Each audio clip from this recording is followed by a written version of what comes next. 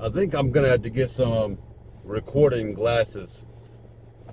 I think as a creator that everybody is really wasting a lot of genuine, organic, sincere clips or footage all throughout the day.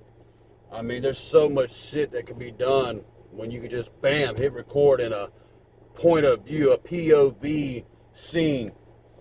I've got a challenge coming up and I've got to have some. So I'm excited about that.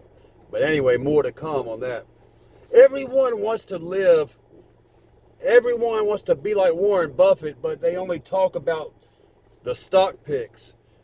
You know what's crazier than a 100-year-old dude who buys boring companies? His temperament. J.L. Collins has a saying, you can do this. J.L. Collins has a saying, you can do this. The hard part is believing it.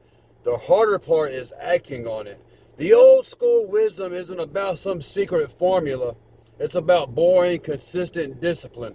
Buffett's secret isn't what he buys, it's that he doesn't sell. He sits on his ass, watches everyone else panic, and makes his move. Most of you want to be rich, but you don't have the temperament for it. You panic at the first dip. You get excited by shiny new cryptos. You don't have a plan.